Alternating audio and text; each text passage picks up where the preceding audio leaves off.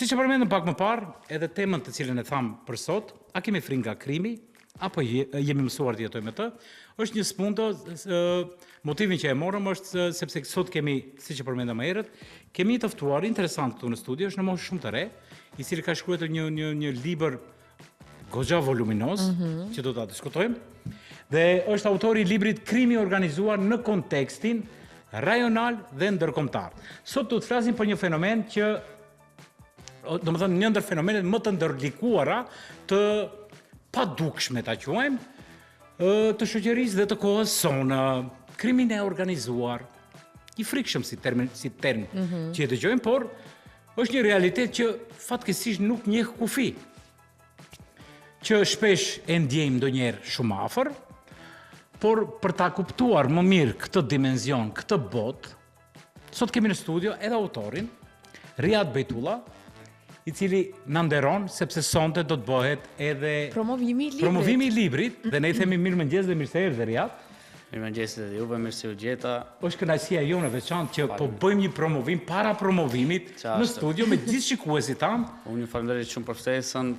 Shpesh e kam ndjekur edhe emisionin tuaj, është interesant vibe kur kombinohet te kronika e zezë dhe vibe juaj. Ashtu të pëlqej. Nuk është diçka. Kam qenë në intervista në Shqipëri që te Rudina Xhunga, po janë këtë emisione realisht kur e shikon publiku e ka një pasqyrë pak të errët të trishtë në fjalë. Ashtu edhe publiku të jep një vibe më interesant, valetson tema. Ne mundojmë pozitivitetin ta gjejmë gjithku, po ndonjëherë është e vështirë. Ndonjëherë është e vështirë. Po gjithmonë kemi patur të gjithë mysafirët që kanë ardhur kanë qenë paksa më të shtrënguar. Kjo ka ndodhur shpesh. Ka filluar emisioni sepse kemi si tema bisedat e lira, edhe kërkojmë dhe dëshirojmë që të jemi sa më afër gjumë me popullin. Po, për të diskutuar.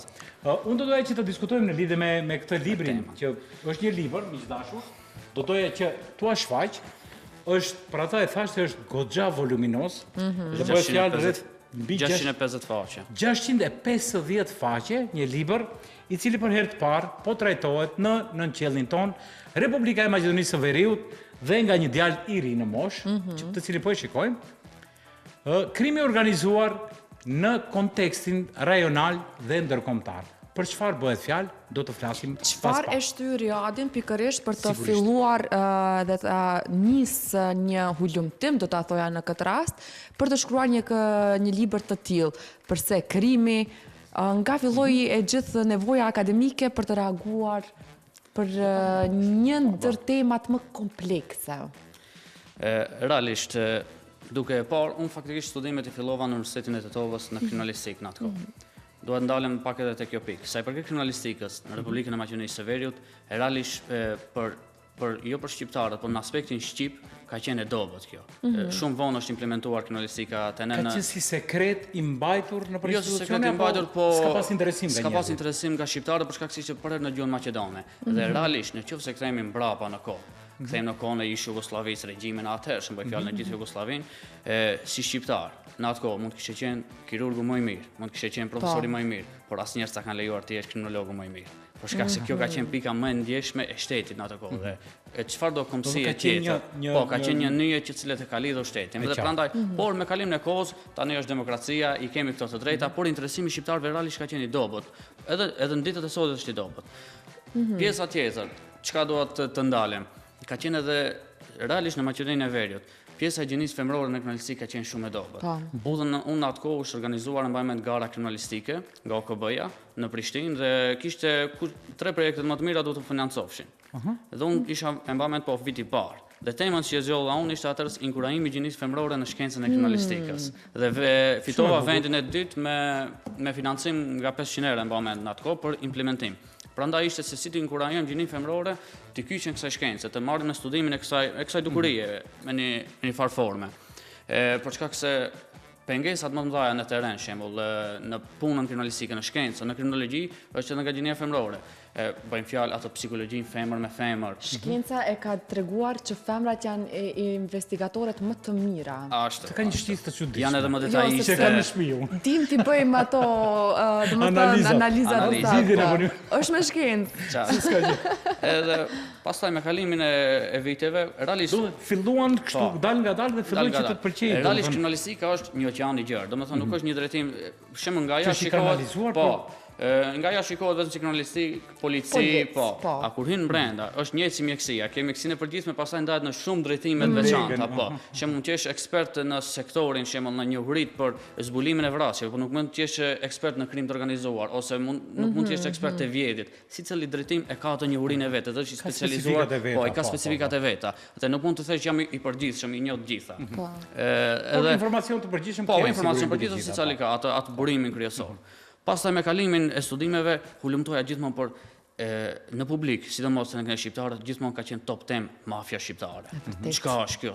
Domethënë, realisht prej jashtë kur shikohet, ka shumë burime, ka shumë gazeta, portale të cilët flasin për këtë dukuri, por nëse analizohet në aspekt shkencor, akademik, është zero. I vetmi studim, cilin është marrur me këtë konstatim të mafjës shqiptare ka qenë tani është ministri i punëve të brendshme Besford Llamallari, e ka bërë evolucioni i krimit organizuar, ka folur strikt vetëm për Shqipërinë.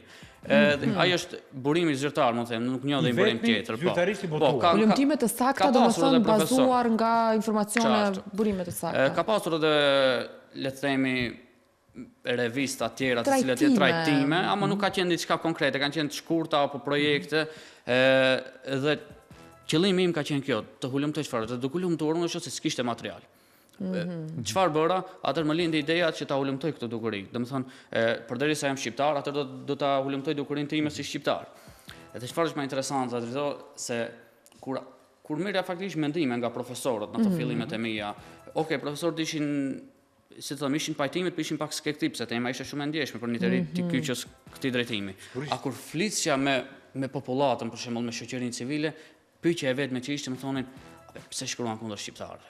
Çfarë është kjo? Unë do doja të ndërlidhesh apo. Edhe këtë unë kam dëshur ta shpjegoj dhe e shpjegoj edhe në libër. Unë nuk po shkruaj shembull kundër shqiptarëve. Ne shkruajmë kundër krimit organizuar shqiptar. Pasojat i vojmë ne, pasojat i vojmë populli, unë ti dhe gjithë tjerë. Sepse ne po fatkeqësisht në këtë nën qellin ton, kur dolëm, kur u shkëputëm nga ish Jugosllavia, dhe dikur thuaj që çdo njeri i cili bashkëpunon me policat quaj si e kupton, ka një paradoks këtu dhe deri diku po vazhdon ky fenomen. Ne po flasim për historinë, domethënë unë jam shumë i gëzuar dhe shumë i lumtur që kemi djemë të ri që dinë të zbardhin dhe të ngrenë vetdijen e popullatës në lidhje me këto fenomene të cilët janë kriminali nuk ka etni. Kriminali jetë kriminal. Është kriminal, nuk ka as gjini, as etni, as një gjë. Ai dihet se çfarë është edhe pikë. Edhe shiko, fuqia civile është gjithmonë më e madhe se sa krimi, kështu që prandaj duhet të merremi me një fenomen i cili na ndikon dukshëm në jetën tonë të përditshme.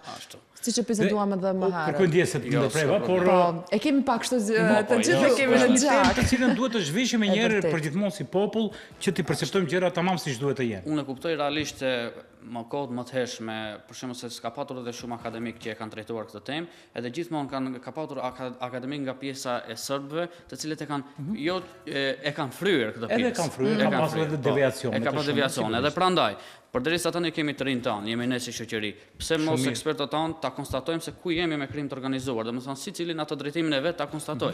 Edhe prandaj nuk ka asnjë farë qëllim të shkruaj kundër shqiptarëve apo larg asaj. Kundër fenomenit. Qëllimi im ka qenë as të shtoj, por edhe as të fshehim. Ta paraqesim realitetin, ta konstatojmë se çfarë është ky fenomen, për çfarë jemi duke folur, ka pasur fillimet në ato kohë dhe ta paraqesim realitetin. Shembull ka shumë gazeta, shumë portale të cilat shumë e frihen këtë fenomen. Unë kam hulumtuar shembull, ndoshta edhe e keni parë rastet të cilat janë bërë bum, mafia shqiptare sondron gjithë Britaninë e Madhe, Londrën. Edhe unë po jap bombastik. Ti thua se vetëm ne jemi në botë që merremi me këtë fenomen. Pikërisht në libër. Unë me disa profesorë cilët e kemi konstatuar, bëjmë kërkesë deri në ambasadë të Britanisë në asa kohë, e mendoj që është viti 2022, dhe ju lipin një hulumtim, ta shohim se ku janë grupet shqiptare, me etni shqiptare, pa dallim Shqipëri, Kosovë, Maqedoni, si fenomen, ta shohim se ku janë shqiptarët në këtë pikë. Dhe ai çfarë ishte përgjigjja? Përgjigjja ishte se Riad, faleminderit, tu inkurajojmë këtë projekt, por do ta lëmë më vonë këtë. Për shkak se jemi duke u marrë me grupet ruse, të cilët janë mbi 60% fenomen. Ndërsa shqiptarët ishin të 16% që të huajve. Ai 16% ishin vetëm 2% shqiptarë. E mendoje realiteti sa është bombastik, po titujt janë gazeta portale të cilët e hiperbolizojnë ndonjëherë për të marrë vëmendjen. Ky që ka një informacion shumë i mirë për ta ditur, për të gjitha që ndikohen nga titujt e portaleve të ndryshme, ja realiteti. Kështu që kjo realitet. Unë do doja të ju pyesja, me që jemi edhe koha po na ikën, po kemi shumë pyetje, të cilët Është temë gjerë, që nuk bazohen, por unë do doja të pyesja. Dokumentar. Ky libër për kë është më shumë? Për ekspertët apo për publikun e gjerë? Realisht drejtoro, ky libër shpjegon jo vetëm se çfarë ndodh, për shembull se mund ta shpjegojsh vetëm se sa janë. Kjo shpjegon edhe si ndodh, por edhe pse ndodh. Prandaj ne kemi shpjeguar ky informacion ka për qëllim prej fillimet e mafjës shqiptare, themi në thojsa. Si kanë filluar dhe kjo është shumë interesante se gjithë mendojnë që grupet shqiptare u krijuan nga rrugica nga ato, por një informacion i cili nuk është shumë, nuk është publik, ajo është informacion publik, por nuk e ka marrë dikush tash zbërtheje. Në fillimisht me krim të organizuar, indicjet e para që i patën ishin vetëm nga shteti shqiptar komunist asë kohë. Pas mbylljes së portit të Tangerit në Maroko, mafja italiane komplet atë udhëzimin e kontrabandës së cigare e udhëzoi nga shteti shqiptar komunist. Por prishja e shtetit shqiptar me ish bashkimin sovjetik pasoi një krizë të thellë në Shqipëri. Edhe çfarë bëri shteti shqiptar atëherë pranoi ofertë, domethënë shtet me mafjen shqiptare për kontrabandimin e cigareve në aso kohë dhe mallrave të tjerë ilegale që është bërë. Por këto është oficiale dhe ka dokumentacione. Në aso kohë shteti shqiptar nga kjo mbas dhënave të cilët janë parapartë, i kam cekulluar në një libër, përfitoi rreth 35 milion dollar që ka pasur dhe më pas filluan të shkëmbeshin paratë edhe në mënyrë legale, ku nga ish diktatori Enver Hoxha atë u dha urdhër të hapet një xhirologari me emrin Antonio, që gjithë këto para do të depërtonin në këtë xhirologari. Dhe prandaj nga kjo del që nuk ishin shqiptarët si popull që filluan apo patën indicie për krim, por ishte vetë shteti shqiptar asaj kohë, vitin 1961 e tutje. E kam një pyetje. Shumë interesante. Sepse për të ndarë ndonjë temë që e ke trajtuar është shumë e vështirë, mirë, po më thuaj nga cili informacion më shumë je çuditur. Domethënë diçka që të ka befasuar kështu të mërzish. Gjitha të befasuar. Fillojnë shumë mënyrë bazike. Për shembull, edhe mos e zgjerohet. Si evoluohen, siç updateon edhe telefonat edhe krimi. Po një rast që mund ta ndash. Mu çka më duket interesant shembull, ndoshta edhe e keni dëgjuar nga pjesa e intervistave të shumta të cilet ose dokumentare që janë bërë, që thonë se shqiptarët pse janë të pëlqyer në krim të organizuar në aspektin ndërkombëtar, shembull në Itali, SBA, pse janë të pëlqyer, për shkak se e kanë atë parimin e besës, burërisë, domethënë kanonin e Lekdugagjinit. Dhe unë kam shpjeguar këtë kanon, dhe kjo duhet të shikohet në dy aspekte të ndryshme. Po, shqiptarët në asë kohë u konstatuan se fjalën e dhënë, domethënë punën që e marrin e kryen dhe nga ajo përfitojnë para. Okej, në qoftë se atëherës kjo ishte e vërtetë, se shqiptarët e kryen këtë. Kthehemi tani pas 30 viteve.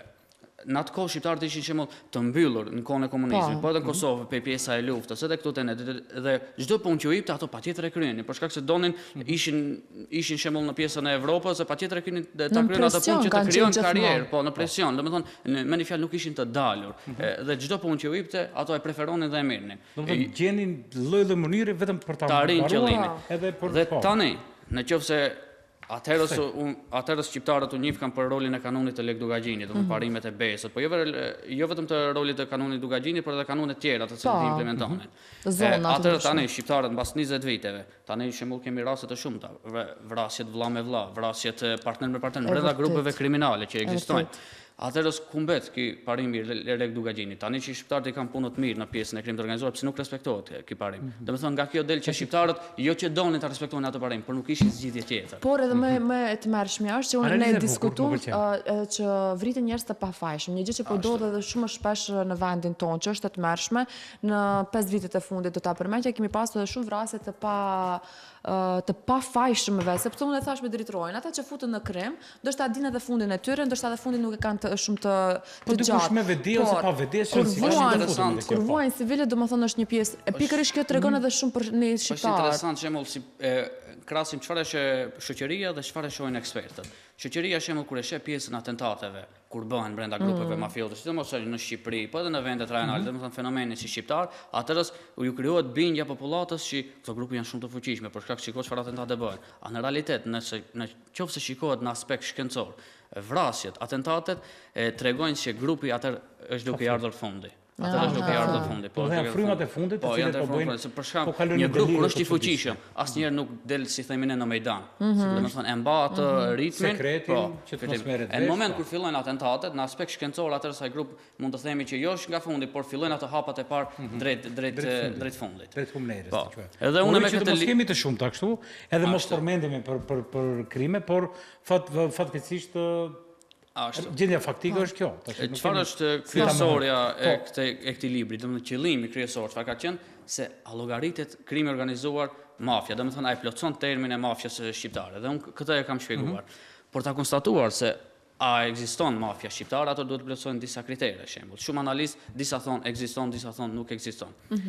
Në qoftë se e zbërthejm termin mafia, atëherë në kuptojmë ne, në qoftë se 3 organizata kriminale, të cilat kanë në Shqipëri dhe në vendet rajonale shqiptare, bëhen bashkë për në afat kohë që mbi 5 vjeçar, atëherë lindën sindikata kriminale. Domethënë bashkëpunojnë 3-4 grupe kriminale, janë aktive gjithmonë mbi në afat 5 vjeçare më shumë, atëherë lindën sindikata kriminale.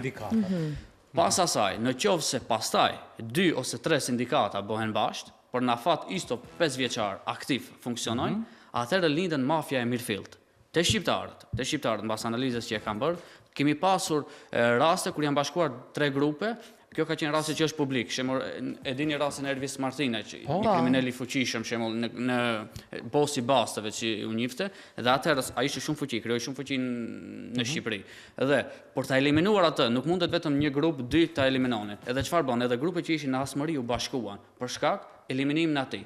Nuk dihet tani është eliminuar për shkak se ai ende figuron është i zhdukur përmbas konspiracioneve dhe analizave të ndryshme, atëherë s'del që 3 ose 4 grupe u bashkuan për ta eliminuar atë. Dhe pastaj shqiptarët bashkuan, i vetmi rast ka qenë ky ku 3-4 grupe kriminale u bashkuan dhe pat indicje për sindikat, por nuk ka pasur indicje për mafia të mirëfillt. Edhe çfarë ka qenë ajo është fenomen në vete kjo krimi organizuar shqiptar, se çfarë ka qenë ajo, pse si vlerëson këto kushte? Pika kryesore del që shqiptarët nuk kanë një bos lider, për shkak se ekziston ja krenaria, pse të jetë mos të jemi. Edhe ajo i ka shtyr deri në që janë organizata jo afatgjate, të janë organizata afatshkurte, po. Riyad, përveç Shqipërisë, Maqedonisë, Kosovës, që ne paktën i kemi dëgjuar edhe kështu, në cilën pjesë të botës jemi më të organizuar dhe mafia që kemi parë shumë emisione, të cilët jemi edhe Ekuadorin e kemi kaluar. Po. Realisht shqiptarët si shqiptar në botën e krimit organizuar ndryshe njihen edhe si nyje të ndryshme. Dhe kur krijohesh nyje në këtë rreth ndërkombëtar është problem të biesh edhe nga në qoftë se një shtet, shembull e zon tani, ekziston një person shumë i fuqishëm, i cili ka reputacion. Dhe gjithë e njohim se kush është, në fjalë e njohim se është kartel droge, por edhe në qoftë se shteti ku ai takon merr iniciativë për ta burgosur apo për ta ndjekur, atëherë nuk lejohet edhe nga vetë ndërkombëtarët për shkak se është një nyje kryesore dhe kjo nyje dashohem se ku do të del. Një katapult për diku tjetër. Edhe prandaj as shqiptarët sa i përket kësaj kanë qenë sidomos në pjesën e Evropës të fuqishëm, por duhet të parë edhe kjo se në çfarë analiza. Për shembull shqiptarët kanë qenë gjithmonë si një ndek e një mafie tjetër. Unë shpesh kam dëgjuar lajme të ndryshme ku thonin që shqiptarët bashkë lexova një lajm dhe e kam analizuar atë. Shqiptarët dominojnë tregun e drogës në rrugët e Romës. Po kjo nuk është as fakt e vërtetë, që në rrugët e Romës nuk mund të dominosh tregun e drogës pa marrë leje nga kamore që është aktive ditë sotme. Po, edhe në fillimet shqiptarët kur shkuan në Itali pas viteve të 90-ta, ato fokusuan gjithmonë në pjesën e Toskanës, në pjesën e veriut, për shkak se jugu ishte shumë i fuqishëm nga mafia italiane. Dhe ka indicje të mëdha, por nuk janë as të fuqishëm. Domethënë, është një laramani vendesh, por gjithmonë nuk kanë qenë stabile, gjithmonë kanë qenë grupe fleksibile. Përveç kanë lëvizje nga një ranë në tjetrën. Nuk e di sepse po flasim edhe për normalisht edhe për kontekstin e ndërkombëtar, jo vetëm e di që në këtë libër është trajtuar vetëm për shqiptarët, më shumë historia sa i përket krimit, mirë por në botë. Cila mafia njihet më njohur? Përveç Meksikës, më duket që domethënë realisht shembull mafiat në botë, pjesa e Meksikës është fuqishme. Gjithmonë shembull, gjithmonë mafiat, tani folim realitetin, kontrollohen nga shërbimet sekrete deri në një farmacie që mos dalin asaj jashtë asaj kornizës, derisa të vinte pjesa e agresive. Ndërsa kjo nuk ndodhi shembull te Meksika. Meksika i kaloi gjithë ato barriera shembull. Pastaj kemi Camorrën që është e Italisë, është shumë e fuqishme. Janë le të themi mafia në heshje të cilët veprojnë. Dhe kjo ishte dobësia, e kam bërë një analizë mes Camorrës dhe Ndrangheta's italiane dhe shqiptare. Pse shembull shqiptarët janë zgjuar, grupet domethënë nuk kanë qenë aktive, nuk kanë një grup shembull gjithë e njohëm se është 50 vite funksionon grupi shqiptar. Domethënë ka pasur grupe të ndryshme, nuk ka qenë një grup stabil siç është Camorra dhe Ndrangheta. Nga kjo del se lidhjet e dobta me politikën. Jo që shqiptarët nuk kanë patur lidhje me politikën, por shembull në qoftë se një grup aktual. Edhe politikën e kemi të dobët.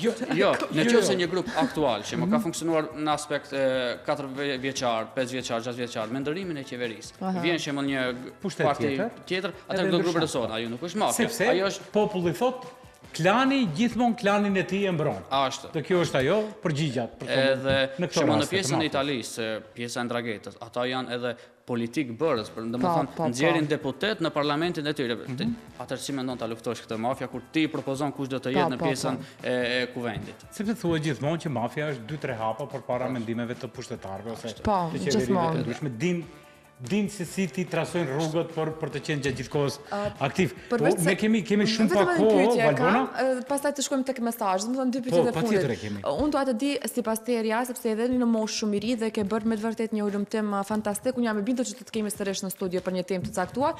Më thuaj ku dështon më shumë sistemi jon? Ku e kemi dobësinë më të madhe për siç the, okay, le të ekzistojnë, mirë për gjithçka do të jetë me një përmas. Unë ndoshta ne nuk krahasohemi me vendet tjera të cilët barafaqohen me luftrat të krimit të shumta, por edhe për vendin tonë janë të mjaftueshme ato që ndodhen. Domethënë jetë civile që merren pa faj, mirë po ku dështon më shumë sistemi, në hetime, në gjykime, në parandalime, si mendon ti? Shiko, sa i përket pjesës, këto grupe gjithmonë kanë qenë aktive. Por ka pasur edhe nuk mund të themi që shtetet si Maqedonia, si Shqipëria, si Kosova, por edhe gjithë vendet rajonale nuk kanë marrë iniciativë për luftimin e këtyre. Prandaj, duhet bërë dallim se krimi organizuar për krimin e thjeshtë është shumë më kompleks.